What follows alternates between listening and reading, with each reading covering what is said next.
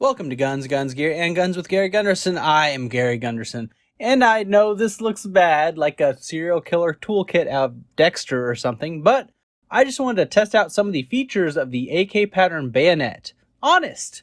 No murderous intent at all.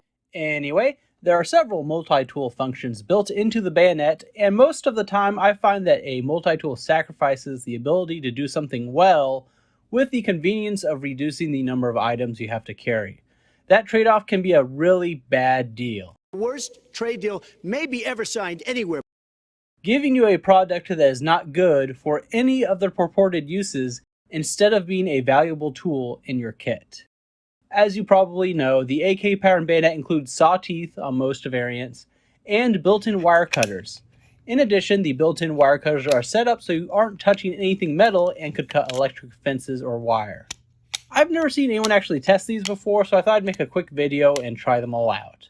Of course, no matter how it turns out, the AK pattern bayonet excels at its primary purpose of poking people at a distance and is a handier knife compared to the previous generation of longboy bayonets.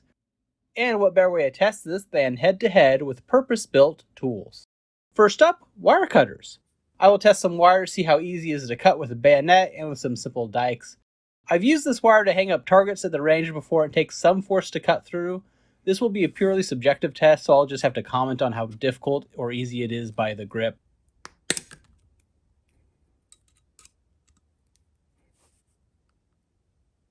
Okay, so the dikes, two-handed or even one-handed, definitely have some resistance to this gauge of wire. Maybe you can call me weak, but it's still difficult to cut through either way.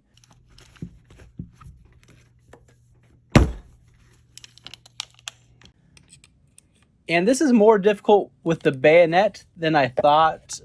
I did think this would be easier than with the dikes because you have both arms as leverage, kind of like using bolt cutters. It would also probably be easier if this was actually hanging across something, so it's not just flopping all around. It's not terrible, and it gets the job done, but I am surprised it's a lot more difficult than I thought. Next, I will use the saw on the blade and compare the speed to a handsaw and hacksaw. Not exactly fair, I know. I could test it against a pocket saw too, but I don't have one. I am interested in seeing how they compare because frankly, the saw teeth on the AK bayonet don't seem very impressive. Also, FYI, I'm not a lumberjack or a woodsman by any means, so don't be disappointed by my sawing technique or abilities if they are abysmal.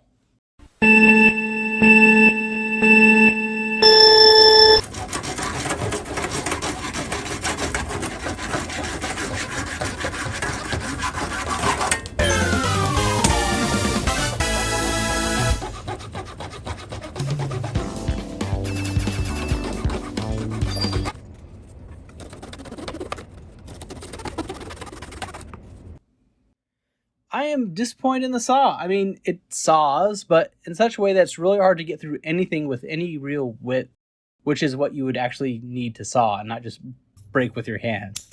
I kind of cheated here initially, rotating the dowel rod around to make cutting easier too. And thinking about it, this is probably because the blade is so much thicker on the bayonet compared to a typical saw. As you get further into a cut, you are cutting more and more of the wood at a time. Look at the angle it's making to make room for the thickness of the blade there. And now maybe part was my technique, as I'm not great at sawing in general, but I also did try another one of my AK bayonets off screen just to be sure it wasn't a fluke, and I feel like it did a little bit better, but not substantially. Once again, the purpose-built tool is by far superior. Alright, now to test the electric insulation. That's a joke, I'm not that stupid.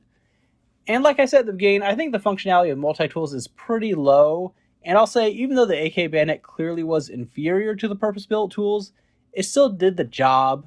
Of the two, I'd much rather have to rely on the wire cutters than the saw, but either way, it would be better than nothing, and it's a simple way to have extra capabilities on you without extra tools. But I honestly expected the AK bayonet to do a little better than it did. That's all for today. How do you think the bayonet did? Did it meet your expectations or fall short? Would you carry this as a knife for camping or just going out in the woods in general? Let me know in the comments below. Please like the video and subscribe to the channel for more content. Thanks for watching.